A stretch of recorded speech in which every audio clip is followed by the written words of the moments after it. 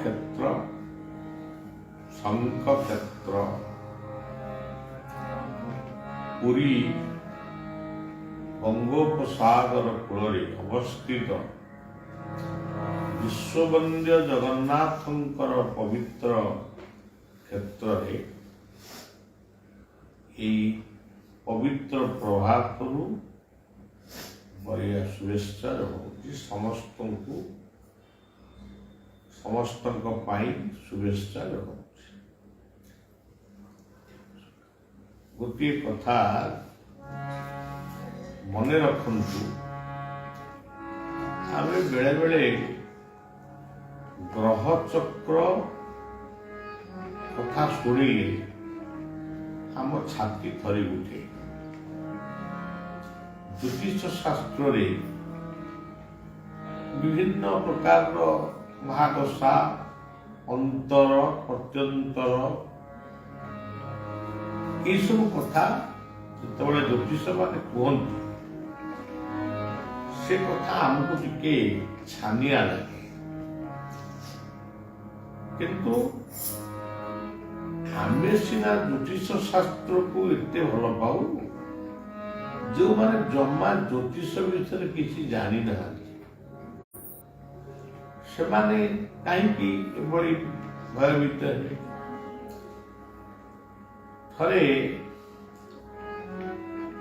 କଟକର ଶ୍ରୀରାମ ଶହୀଦ ଭବନରେ ଶଙ୍କରାଚାର୍ଯ୍ୟ ନିଶ୍ଚଳାନନ୍ଦଜୀ ଥିଲେ, ଗଜପତି ମହାରାଜ ବି ଦିବ୍ୟ ସିଂହରେ ବସିଲେ, ବଳିଆ ଥିଲା, କନିକା ରାଜା ମଧ୍ୟ ଥିଲେ।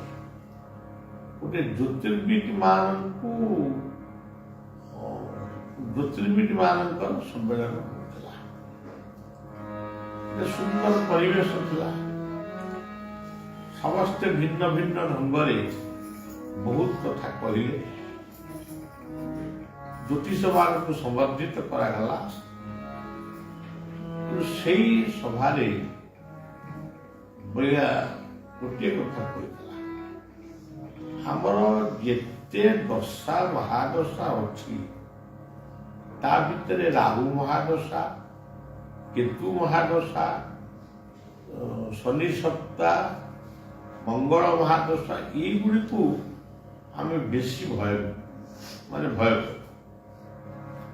ସେଥିପାଇଁ ମୋ ପାଖକୁ ଯେତେବେଳେ କଥାଟି ଆସିଲା, ମୁଁ ସେତେବେଳେ ଖାଲି କହିଥିଲି, ଏଠି ଗଜପତି ରାଜା ଅଛନ୍ତି, ଶଙ୍କରାଚାର୍ଯ୍ୟ ଅଛନ୍ତି। ମୁଁ ଗୋଟିଏ କଥା କହିବାକୁ ଚାହୁଁଛି, ବିଭିନ୍ନ ଦଶା ମହାଦଶା ପାଇଁ ବିଭିନ୍ନ ଦେବାଦେବୀଙ୍କର ପୂଜା ଜ୍ୟୋତିଷ ମାନେ ଲୋକମାନଙ୍କୁ କରୁଛନ୍ତି। କିନ୍ତୁ ଗୋଟିଏ କଥା ଆମକୁ ମନେ ରଖିବାକୁ ପଡ଼ିବ, ଜଗନ୍ନାଥ ମନ୍ଦିର ଯେତେବେଳେ ନିର୍ମାଣ ହୋଇଥିଲା, ସେତେବେଳେ ଜ୍ୟୋତିଷ ମାନେ କହିଥିଲେ ଶନିଙ୍କର କୋପ ଦୃଷ୍ଟି ସବୁବେଳେ ମନ୍ଦିର ଉପରେ ରହିବ। ସେଥିପାଇଁ କିଛି ଜ୍ୟୋତିଷ ମାନେ ମତ ଦେଇଥିଲେ, ଯେହେତୁ ନୀଳଚକ୍ର ଗୋଟେ ଲୌହ ନିର୍ମିତ ବା ଧାତୁ ନିର୍ମିତ ଗୋଟେ ଚକ୍ର ଦେଉଳ ଉପରେ ରହିଛି, ଶନିଙ୍କର କୋପଦୃଷ୍ଟିରେ ପଡ଼ିଲେ ମଧ୍ୟ ତାହା ନିଶ୍ଚିତ ଭାବରେ ଖଣ୍ଡନ। ତେଣୁ ଶନି ରାହୁ କେତୁଙ୍କର କୋପଦୃଷ୍ଟିରୁ ରକ୍ଷା ପାଇବା ପାଇଁ ନୀଳଚକ୍ରଙ୍କୁ ଦର୍ଶନ କରିବା ବା ସ୍ମରଣ କରିବା ବା ଧ୍ୟାନ କରିବା ଉଚିତ। ତାପରେ ଆଉ ଗୋଟିଏ କଥା, ଜଗନ୍ନାଥ ହେଉଛନ୍ତି ଏଭଳି ଏକ ମୂର୍ତ୍ତି ବା ବ୍ରହ୍ମ, ଯିଏ ଯାହାଙ୍କର ହାତ ଅଛି ହାତ ନାହିଁ, ଗୋଡ଼ ଅଛି ଗୋଡ଼ ନାହିଁ, ଆଖି ଅଛି ଆଖି ନାହିଁ, କାନ ନାହିଁ। ତେଣୁ ରାହୁ ମହାଙ୍କର କୋପ ଦୃଷ୍ଟିରୁ ଉଦ୍ଧାର ହେବାକୁ ହେଲେ ଆମେ ମାନେ କ୍ଷତ ବିକ୍ଷତ ଅଙ୍ଗର ମଣିଷମାନଙ୍କୁ ହୋଇ ଭୋଜନ ଦେବା ବା ତାଙ୍କୁ ସନ୍ତୁଷ୍ଟ କରିବା ଆମର ପ୍ରତିକାର। ତେଣୁ ଜଗନ୍ନାଥଙ୍କୁ ଧ୍ୟାନ କରିବା ବା ଜଗନ୍ନାଥଙ୍କ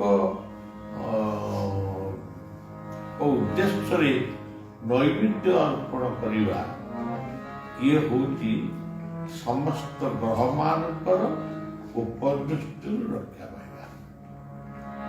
ରାହୁ ହେଉଛନ୍ତି ଗୋଟେ କଳା ରଙ୍ଗର, ଜଗନ୍ନାଥ କଳା ରଙ୍ଗର, ଅସୁବିଧା କିଛି ନାହିଁ। କେତୁ ହେଉଛନ୍ତି ସର୍ପାକୃତି। ତେଣୁ ବଳଭଦ୍ରଙ୍କୁ ଧ୍ୟାନ କଲେ ବଳଭଦ୍ର ହେଉଛନ୍ତି ସର୍ପ, ଅନନ୍ତ ନାଗ। ମଙ୍ଗଳ ମହାଦଶା ଯେତେବେଳେ ପଡ଼ିବ ସେତେବେଳେ ସୁଭଦ୍ରା ହେଉଛନ୍ତି ପୃଥିବୀର ଅଧିକାରୀ। ତେଣୁ ପୃଥିବୀକୁ ପୂଜା କରିବା ଯାହା, ସୁଭଦ୍ରାଙ୍କୁ ଧ୍ୟାନ କରିବା ସେୟା। ସବୁ ଭିତରେ ସବୁ ଗ୍ରହ ସବୁ ବିପଦରୁ ଉଦ୍ଧାର ହେବା ପାଇଁ ହେଲେ ସୁଦର୍ଶନ ଚକ୍ର ହେଉଛନ୍ତି ରକ୍ଷା। ତ ଯଦି ଏଇ ଚାରୋଟି ମୂର୍ତ୍ତି ଭିତରେ ଚକ୍ର ସୁଦର୍ଶନ ଅଛନ୍ତି ତାହେଲେ ତାଙ୍କ ପାଖରେ ଯିଏ ଅଛନ୍ତି ସିଏ ହେଉଛନ୍ତି ଗ୍ରହରୂପୀ ଜନାର୍ଦ୍ଦନ। ଗ୍ରହମାନଙ୍କ ଭିତରେ ଶ୍ରେଷ୍ଠ ଗ୍ରହ ହେଉଛନ୍ତି ଆଦିତ୍ୟ ନାରାୟଣ ବା ସୂର୍ଯ୍ୟ। ଜଗନ୍ନାଥଙ୍କ ଆଖି ଚାତୁର୍ଯ୍ୟ। ଚନ୍ଦ୍ର ମହାଦଶା ପଇଲା, ତାଙ୍କର ଗୋଟେ ଆଖି ସୂର୍ଯ୍ୟ ହେଲେ ଆଉ ଗୋଟେ ଆଖି ପୂର୍ଣ୍ଣମୀ ଚନ୍ଦ୍ର। ଇଏ କଥା ଯେତେବେଳେ ବଳିଆ କହିଲା ଯେ ଏଠି ଜ୍ୟୋତିଷ ମାନଙ୍କୁ କୁହାଯାଉ କୌଣସି ଏକ ଦଶା ମହାଦଶା ବେଳେ এই লীলাটি ଚତୁର୍ଦ୍ଧା ମୂର୍ତ୍ତିଙ୍କୁ ସ୍ମରଣ ବନ୍ଦନ କୀର୍ତ୍ତନ କରନ୍ତୁ, ସେ କଥାକୁ କେହି କର୍ଣ୍ଣପାତ କଲେ ନାହିଁ। କରିଥିବେ କିନ୍ତୁ ବଳିଆ ଉପଲବ୍ଧି କଲା ଯେ ସେମାନେ ଏଇ କଥାକୁ ଇଏ କରୁନାହାନ୍ତି, ପସନ୍ଦ କରୁନାହାନ୍ତି।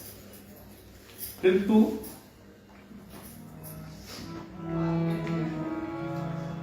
କିଏ ପସନ୍ଦ କରିବ ନ କରିବ ସେଟା ଅଲଗା କଥା। ଜଗନ୍ନାଥ ହେଉଛନ୍ତି ରାଷ୍ଟ୍ର ଦେବତା। ଯେତେବେଳେ ମୋର ଦୀକ୍ଷା ଗୁରୁ ଶ୍ରୀ ଶ୍ରୀ ଠାକୁର ନିଗମାନନ୍ଦଙ୍କୁ ମୁଁ ଚିନ୍ତନ କଲି ସେତେବେଳେ ନୀଳଚକ୍ର ଭିତରେ ମୁଁ ମୋର ଗୁରୁଙ୍କୁ ଚିନ୍ତନ କଲି। ଯେତେବେଳେ ସମୁଦ୍ର କୂଳରେ ବସେ ସେତେବେଳେ ମୋର ଗୁରୁ ମାନସ ଗୁରୁ ବାୟାଙ୍କୁ ବରୁଣଙ୍କ ସହିତ ଚିନ୍ତନ କରେ। ଯେତେବେଳେ ମନ୍ଦିରକୁ ଚିନ୍ତନ କରେ ସେ ମନ୍ଦିର ହେଉଛି ବୈକୁଣ୍ଠ ଭୁବନ ବୋଲି ମୋର ଆପେ ଆପେ ମନ ଭିତରେ ଆସେ, ଇଏ ହେଉଛି ବୈକୁଣ୍ଠ। ଏବଂ ଯେତେବେଳେ ତାଙ୍କର ସେଇ ଶୁଭ ମୂର୍ତ୍ତିକୁ ଚିନ୍ତନ କରେ ସେତେବେଳେ ସେଇ ମୂର୍ତ୍ତି ମୋ ପାଇଁ ମଧୁସୂଦନ ହେଇଯାଏ। ପ୍ରସାଦ ପାଇଲା ବେଳେ ମୁଁ ଜନାର୍ଦ୍ଦନଙ୍କର ନାମ ସ୍ମରଣ କରେ ଏବଂ ଦୁଃଖ ସୁଖ ବିପଦ ସମ୍ପଦ ତୁଲ୍ୟ ନିନ୍ଦା ସ୍ତୁତି ମୌନି ସନ୍ତୁଷ୍ଟ ଦେନ କେନ ନିନ୍ଦା ପ୍ରଶଂସାରେ ସେ ତାଙ୍କୁ ହିଁ ଭାବେ କେଶବ କେଶବ ଦ୍ରୁତ ମୀନ ଶରୀର। ତେଣୁ ସେ ହେଉଛନ୍ତି କେଶବ। ଏ ସବୁ ଯାକ ମିଶିକିରି ମୋ ପାଇଁ ହେଉଛନ୍ତି ଶିଶୁ ଅନନ୍ତ। ମାତୃଗର୍ଭରେ ଶିଶୁଟିଏ ଅସମ୍ପୂର୍ଣ୍ଣ ଅବସ୍ଥାରେ ପୂର୍ଣ୍ଣାଙ୍ଗ ହେଇନାହିଁ, ମାନେ ଗଢା ଚାଲିଛି ମାତୃଗର୍ଭରେ, ସେ ଅଦୃଶ୍ୟ ବିନ୍ଧାଣୀ ତାକୁ ତିଆରି କରୁଛି। ସେଇ ରୂପଟି ଆମ ପାଇଁ ଜଗନ୍ନାଥ ନୁହନ୍ତି କି? ସେଇ ରୂପଟି ଆମ ପାଇଁ ଶିଶୁ ଅନନ୍ତଙ୍କ ରୂପ।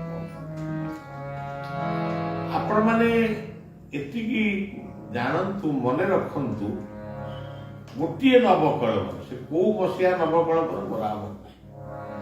ସେ ନବକଳେବରରେ 3ଟି ରଥରେ କେବଳ ଶିଶୁ, ଆମ ଇଷ୍ଟଦେବଙ୍କର ପୂର୍ବଦ୍ୱାରର ମୂର୍ତ୍ତି ଯାହା, ସେ 3ଟି ରଥରେ ସେ ମୂର୍ତ୍ତି ଗୁଡ଼ିକ ସବୁ ସେଇଭଳିଆ ଦେଖାଗଲେ। ଯେତେ ଥର ଆଖି ବଳି ଚାହିଁଲି ସେଇଆ, ପୁଣି ଫେରିଗଲି ବସାଗରକୁ, ପୁଣି ଆଇଲି, ପୁଣି ସେଇଆ। ତେଣୁ ଆମ ପାଇଁ ଜଗନ୍ନାଥ ହଉଛନ୍ତି ଶିଶୁ ଅନନ୍ତ, ଆଉ ଶିଶୁ ଅନନ୍ତ ହଉଛନ୍ତି ଜଗନ୍ନାଥ। ଆଜି ହନୁମାନଙ୍କର ମୂର୍ତ୍ତି ସବୁଆଡେ ପୂଜା କରୁଛି। କିଏ ଖୁସିରେ କରୁଛି, କିଏ ଦେଖେଇକିରି କରୁଛି, କିଏ ଭକ୍ତିରେ କରୁଛି, ସେ ଅଲଗା। କିନ୍ତୁ ଯେତେବେଳେ ମେଡିକାଲ ସାଇନ୍ସ ବିଷୟରେ ମୁଁ ଜାଣିବାକୁ ଚେଷ୍ଟା କଲି, ବା ଯୋଉମାନଙ୍କ ସହିତ ମୁଁ ଆଲୋଚନା କଲି, ସେତେବେଳେ ଗୋଟିଏ କଥା ଆସିଲା, ମାତୃଗର୍ଭରେ ଶିଶୁର ଗୋଟେ ଅବସ୍ଥା 3 ମାସ କି 4 ମାସରେ ସେମାନେ ହନୁମାନଙ୍କର ଯେମିତି ନାଙ୍ଗୁଡ଼ ଅଛି କି କଣ ଅଛି, ସେଇ ଆକୃତି ଶିଶୁ ଧାରଣ କରେ। ତେଣୁ ବାହ୍ୟ ଦୃଷ୍ଟିରେ ହନୁମାନ ମର୍କଟ, ରାମଙ୍କ ଦୂତ ଆମେ କିଏ କେତେ ବର୍ଣ୍ଣନା କରୁଛୁ, କିନ୍ତୁ ମାତୃଗର୍ଭ ହଉଛି ଗୋଟିଏ ସୁନ୍ଦର କାରଖାନା, ମଣିଷ ତିଆରି ବା ଜୀବନ ତିଆରି ଶିଳ୍ପ ବା କାରଖାନା ହଉଛି ମା ଗର୍ଭ। ସେ ମଣିଷ ହଉ, ଗାଈ ହଉ, ବାଛୁରୀ ହଉ, ତା ଭିତରେ ମଣିଷ କାରଖାନା, ମାତୃଗର୍ଭ ରୂପୀ ମଣିଷ ତିଆରି କାରଖାନାରେ ମଣିଷ ପ୍ରଥମେ ହନୁମାନଙ୍କର ରୂପରେ ସେ ଆବିର୍ଭାବ କରୁଛି। ଏଇଟା ବିଜ୍ଞାନ କରୁଛି। ତାପରେ ସେ ରାମ ହଉଛନ୍ତି। ରାମ କହିଲେ କଣ ଗୋଟେ ଅବତାରକୁ ଖାଲି ବୁଝଉଛନ୍ତି କି? ରାମ କହିଲେ ଜନ୍ମ। ଲକ୍ଷ୍ମଣ ହଉଛନ୍ତି ଗୋଟେ ଚରିତ୍ରବାନ। ମଣିଷଟି ଯେତେବେଳେ ଜନ୍ମ ହେଲା, ସେ କଣ ଅସତ ଚରିତ୍ର ନେଇକି ଯାଇଥିଲା? ଅସତ ଚରିତ୍ର ତା ମୁଣ୍ଡ ଭିତରେ ଥିବ, ଜନ୍ମ ହେଲା ବେଳେ ସେ ପୂର୍ଣ୍ଣ ଭାବରେ ଲକ୍ଷ୍ମଣ। ମାତୃଗର୍ଭରେ ସେ ଭକ୍ତି ମୁଦ୍ରା ବା ଗରୁଡଙ୍କ ମୁଦ୍ରାରେ ଥିଲା। ମା ଗର୍ଭରେ ସେ ବୁଲୁଥିଲା, ତାର କେହି ଶତ୍ରୁ ନଥିଲେ। ତେଣୁ ସେ ହଉଛନ୍ତି ଶତ୍ରୁଘ୍ନ। ପବିତ୍ର ଭାବରେ ସେ ଜନ୍ମ ହେଲା। ଯୋଗ ଧ୍ୟାନ ମୁଦ୍ରାରେ ରହି ସେ ଜନ୍ମ ହେଲା। ସେଇଠି ହଉଛନ୍ତି ଆମ ପାଇଁ ସୀତା, ତୀର୍ଥ ବା ପବିତ୍ର। ତେଣୁ ଆଜିର ଏଇ ପବିତ୍ର କଥାରେ ଗୋଟିଏ କଥା, ଗୋଟିଏ ନାମକୁ ଆପଣମାନେ ଦୁଃଖରେ, ସୁଖରେ, ନିନ୍ଦାରେ, ପ୍ରଶଂସାରେ, ବିପଦରେ, ସମ୍ପଦରେ ପଢ଼ନ୍ତୁ। ଗୁଡ଼ାଏ ଶ୍ଳୋକ ପଢ଼ିକି ସମୟ ନଷ୍ଟ କରନ୍ତୁ ନାହିଁ। ଶ୍ଳୋକଟାକୁ ମୁଖସ୍ଥ କରିବା ପାଇଁ କାହାର ସମୟ ଅଛି? ଯୋଉମାନଙ୍କର ସମୟ ଅଛି ସେ ତାଙ୍କର ମୁଖସ୍ଥ କରନ୍ତୁ। କିନ୍ତୁ ସର୍ବସାଧାରଣରେ ଏଇ ନାମଟି କଲେ ଆମେ ଖାଲି ଦଶା ମହାଦଶାରୁ ଉଦ୍ଧାର ହବା ତା ନୁହେଁ, ମାନେ ମୋଟାମୋଟି ଆମର ଜୀବନ ମୁକ୍ତିର ମନ୍ତ୍ରଟିଏ ମଧ୍ୟ ଆମେ ପ୍ରାପ୍ତ ହେବା। ତେଣୁ ବଳିଆ ସ୍ୱର ଜୀବ ଗୋଟିଏ ଶିଶୁ ଭବନର, ଗୋଟିଏ ଶିଶୁ ଡାକ୍ତରଙ୍କ ଘରେ ଶିଶୁ ଅନନ୍ତଙ୍କର ଲୀଳା 3 ଦିନ ସେଠି ଅନୁଷ୍ଠିତ।